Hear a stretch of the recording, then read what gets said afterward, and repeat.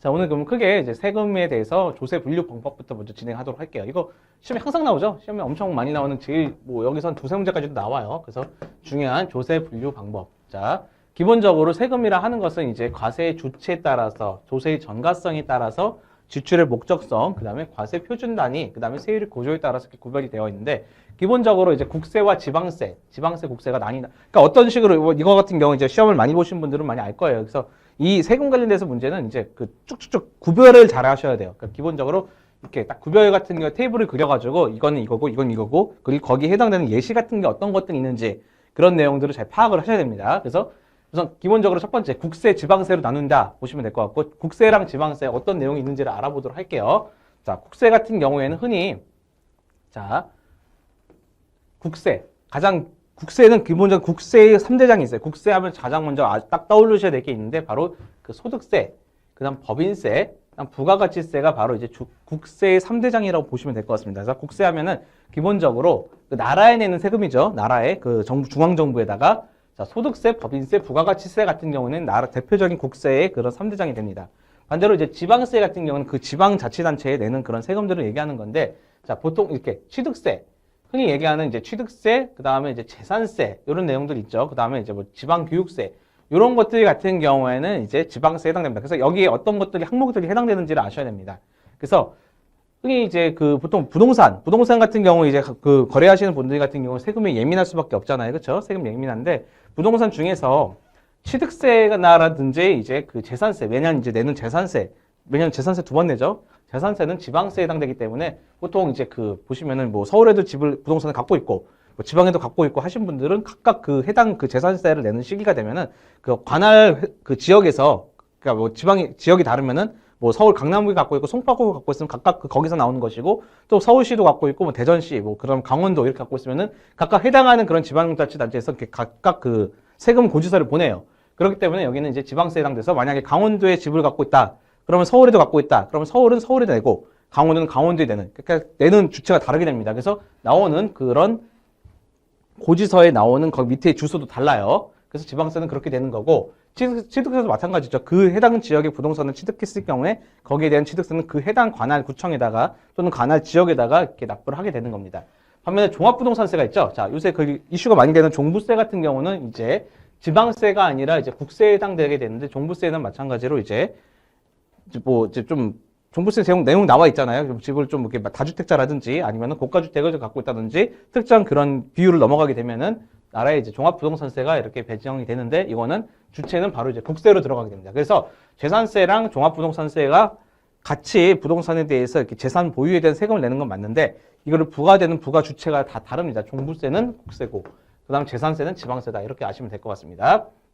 그래서 내는 주체에 따라서, 과세 주체에 따라서 중앙정부에 내면 국세, 지방정부에 내면 지방세, 그 다음에 조세의 전가성에 따라서 직접세랑 간접세로 나누게 되는데, 직접세는 자, 나에게 직접 부과되는 거라고 생각하시면 되는 거, 간접세는 상품에 포함되어 있는 거예요. 자, 직접세의 대표적인 게 뭐냐면 아까 말씀드렸듯이 소득세. 내가 만약 직장 다녀서 근로해서 소득을 벌면은 소득은 나에 대한 소득에 대한 그 세금이기 때문에 바로 직접 내게 되는 거지만은, 간접세, 대표적인 주세, 유류세 같은 거 다 세금 내잖아요. 술 먹을 때도 내고, 그다음에 그 유류세, 기름 그 석유, 기름 주유소에서 휘발유 넣을 때도 내고, 거기에 되는 것은 이제 상품에 대한 포함되어 있는 그런 간접세라고 보시면 됩니다. 그래서 조세를 내가 해서 내가 내면은 직접세가 되는 것이고, 간접세 같은 경우는 마찬가지로 내가 내는 거랑 거기 부과하는 대상이 다른 경우, 그런 경우는 이제 간접세로 된다라고 보시면 될 것 같습니다. 그리고 지출의 목적세에 따라서 특별한 목적이 있으면 목적세, 그리고 대부분 다 이제 보통세로 되는 거죠. 자, 농어촌 특별세라든지 지방교육세 같이 특별한 목적이 있어 부과되는 것은 이제 목적세로 되는 거고, 나머지는 보통세. 근데 어떤 차이가 있냐면은 대부분 보통세예요. 대부분 보통세고 목적세가 좀 작은데, 목적세로 그런 세금 재원을 이렇게 다 충당하게 되면은 목적세, 그 특정 목적에 따라서 세금을 징수를 했기 때문에 여기서는 여기 다른 그런 대상으로 전용이 안 되는 거예요. 예를 들어서 보통세로 이렇게 쭉 거둔 거는, 지방소득세라는 재산세 쭉 거둔 거는 예를 들어서 딱 재산세, 부동산에 대한 재산세를 걸었어도 이 돈은 부동산에 대해서만 쓸 수 있는 게 아니라 나중에 무기를 산다든지 뭐 나라의 그런 그런 국방비에 쓴다든지 이런 식으로 예산을 전용할 수가 있지만은, 목적세 같이 특별 목적으로 인해서 이렇게 징수한 세금 같은 경우에는 전용이 안 돼요. 그 목적에 해당되는 것만 써야 되긴, 그 세목에 해당되는 것만 써야 되기 때문에 그래서 이렇게 보통세랑 목적세가 나누게 된다라고 보시면 될 것 같습니다. 특별한 목적이 있는 게 목적세 아니면 대부분의 그런 세목은 다 보통세다 보시면 되고요. 자, 과세표준 단위 종가세랑 종량세는 어떤 게 있냐면은 종가세는 그러니까 세금, 퍼센테이지로 표시하는 거예요. 세금. 종가세는 퍼센테이지 단위로 부과되는 것이고 종량세는 이제 금액으로 정해져 있는 것인데 자, 즉 여기서 이제 그 과세 대상이 되겠죠. 과세 대상에다가 곱하기 세율이라는 단어가 나오게 되면 퍼센테이지. 요거는 이제 종가세가 되는 거예요. 종가세. 자, 대표적인 게 부가가치세가 있죠. 부가세. 물건을 살 때 물건의 10%는 부가세로 징수를 하잖아요. 그렇죠? 그러니까 10% 같이 이렇게 세율로 정해져 있는 것은 종가세가 되는 거고 종량세는 물건의 양, 그 상품의 양에 따라서 즉 예를 들어서 뭐 이렇게 뭐가 있을까요? 자, 뭐 인지세도 해당될 수 있겠고 뭐 주류세 같은 경우도 이제 뭐 리터당 얼마, 500원이다, 뭐 밀리리터당 얼마다. 그러면은 얼마를 판매하게 되면은 거기에 대해서 양에 대해서 부과하는 건 종량세라고 보시면 되는 거예요. 그래서 여기 종량세는 금액으로 정해져 있고 종가세는 퍼센테이지 단위다. 그리고 세율의 구조에 따라서 줄게요. 예. 비례세랑 누진세가 있는데 비례세는 이제 그 정률세라고 보시면 되고 정률세 똑같은 율의 세금이라고 보시면 되는 거고 누진세 같은 경우에는 이제 소득이 증가됨에 따라 세금의 율이 달라지는 거죠. 즉 이거를 만약에 이제 여기 잠깐 여기다 쓸게요. 그래프로 그리면은 자, 정률세 같은 경우에는 이제 정률세랑 누진세를 비교할 때 비례세는 대표적인 정률세로 보시면 되는데 자, 정률세는 세율이 똑같은 거예요. 세율이 이제 소득. 이게 정률세입니다. 비례세. 자, 그러니까 정률세는 세율이 이제 소득하고 똑같이 그래프가 나타나게 되는 거지만은 자, 여기다가 다시 쓸게요. 그 누진세 같은 경우에는 이제 여기는 이제 소득이 되겠죠. 소득. 세율이 이렇게 약간 이런 식으로 계단 형태로 이렇게 돼 있어요. 계단 형태로 이렇게 쭉 가다가 오르고 쭉 가다가 오르고 쭉 가다가 오르고 이런 식으로 계단 형태의 금액 그러니까 그 소득 구간이 변경될 때마다 계단 형태로 오르는 이런 형태로 되어 있는 게 바로 누진세가 됩니다. 누진세. 자, 뭐 직장인들 뭐 원천징수 할 때 보시면은 뭐 연봉 얼마 이상부터는 뭐 세율이 더 늘어나잖아요. 그렇죠? 뭐 최고 뭐 지금 같은 경우에는 뭐 3억 이상은 뭐 50%까지 내는 것처럼 이렇게 세금들이 계속 늘어나는 게 누진세고 그다음에 그거랑 소득에 상관없이 일정하게 그 세율로 가는 게 비례세다 보시면 되는 거예요. 뭐 부가세 같은 경우는 대표적인 비례세가 되는 거죠. 부가가치세 같은 경우에는 소득하고 상관없이 쭉 그냥 똑같은 율이죠. 10%. 반면에 이제 그 소득세 같은 경우에는 이런 식으로 누진세가 적용이 된다라고 보시면 될 것 같습니다. 자, 그래서 여기서 이제 그 조세에 대해서 이제 중요한 대원칙에 대해서 제가 설명을 드렸고 여기 조세 종류는 반드시 알고 넘어가셔야 됩니다. 이렇게 국세가 어떤 게 있고 그래서 이런 식으로 예를 들어서 소득세다. 그러면은 소득세는 직접세이면서 국세이면서 직접세이면서 이제 뭐 누진세면서 뭐 보통세 뭐 이런 식으로 이렇게 같이 연결시킬 수가 있겠죠. 소득세도 마찬가지 보통세에 들어가죠. 자, 문제를 이제 하나씩 보도록 할게요.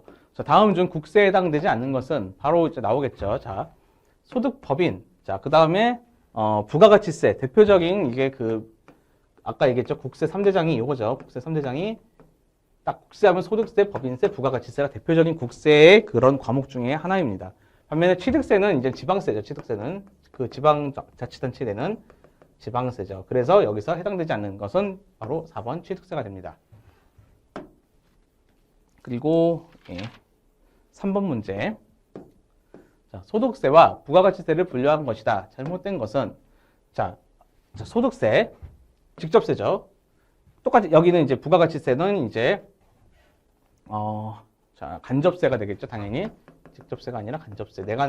여기 물건에 대는 거기 때문에 간접세가 되는 거고요. 그다음에 소득세 같은 경우에도 이번 이제 여기도 보통세가 되죠. 보통세. 똑같이 특별한 목적이 아니라 기본적으로 내는 거. 그다음에 여기도 이제 어디 있죠? 지금 여기도 종가세가 되죠. 종가세. 자, 여기도 종량세가 아니라 그 가격, 그 퍼센테이지로 하는 소득세도 마찬가지. 그 다음에 여기 누진세, 여기는 부가가치세 같은 경우는 이제 비율세가 되는 거죠. 비례세. 그래서 잘못된 것은 여기서 답은 이제 3번. 여기가 되게 됩니다. 이게 종량세가 아니라 종가세로 되는 거죠. 퍼센테이지로. 종가세는 말 그대로 이제 잘못된 것은, 그쵸. 여기 종가세가 나와야 되는데 종량세로 나왔기 때문에 3번이 되는 거고, 종량세는 기본적으로 그 양에 대해서 이렇게 매기는 거고, 금액으로. 종가세는 이제 퍼센테이지로 되는 거죠. 그렇기 때문에 퍼센테이지로 표시되니까 소득세 같은 경우에는 이제 종가세가 됩니다. 그래서 답이 종량세가 틀리게 되는 겁니다. 그래서 답은 3번이라고 보시면 될 것 같습니다. 자, 그리고 하나 더 이제 납세 의무. 자, 다음 중 자, 납세 의무 쭉 나와 있는데 여기도 좀 아셔야 됩니다. 자, 소득세, 법인세, 부가가치세 같은 경우는 이제 과세 기간이 종료되는 때가 이제 납세 의무의 이제 성립 시기가 되게 되는 거고요. 그 다음에 이제 상속세. 자, 상속이 개시되는 때. 자, 증여는 증여에 의해 재산을 취득하니까 언제 이거를 의무를 해야 되는 그 시기가 다 나와 있는데 소득세 같은 경우는 이제 소득에 관련된 세금은 과세 기간이 종료하는 때 소득세 원천 징수는 그때까지 뭐 사업주 소득은 뭐 언제까지 내는 그 신고 기간이 있잖아요. 거기까지고 상속세는 바로 상속이 개시되는 때, 증여세는 증여에 의해 재산 취득할 때.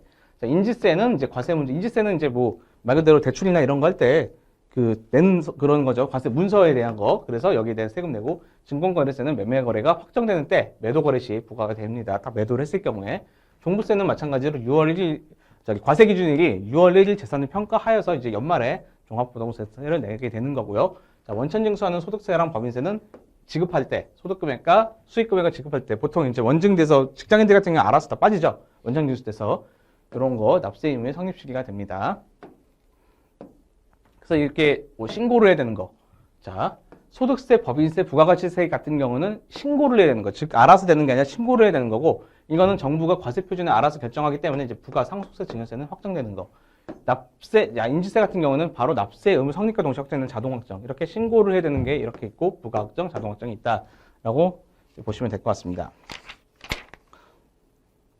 자, 그러면 다음 중 이제 문제를 풀어볼게요. 자, 다음 중 조세의 종류별 납세 의무의 성립 시기가 잘못된 것은 자, 소득세, 법인세, 부가가치세 같은 경우는 과세 기간이 종료된 때 맞죠? 상속이 개시될 때. 자, 그리고 증여세 같은 경우는 증여가 개시될 때가 아니라 증여를 재산을 취득할 때예요. 상속하고 증여가 이제 같이 묶여서 나오는 경우가 많은데 상속은 이제 돌아가셔서 받는 경우죠. 돌아가셔서 그러니까 상속은 예측을 할 수가 없어요. 미리 내가 주는 게 아니기 때문에 상속이 개시될 때 그러니까 돌아가실 때 사람이 언제 죽을지 알 수가 없기 때문에 상속은 이제 개시될 때를 기준으로 하지만은 증여는 개시가 되는 게 아니라 이제 증여는 미리 사전에 살아있을 때 그냥 재산을 넘기는 거기 때문에 이렇게 재산을 취득할 때가 증여세가 이제 성립되는 의무가 성립되는 시기라고 보시면 될 것 같습니다. 자, 그리고 이제 문제 자 744페이지 볼게요. 744페이지에서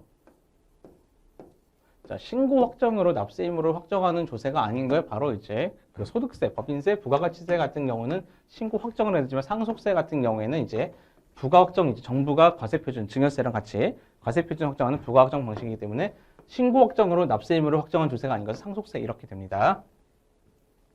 자, 밑에 마찬가지죠. 이거 똑같이 자, 자동 확정 방식으로 납세 의무가 확정되는 것이 아닌 거.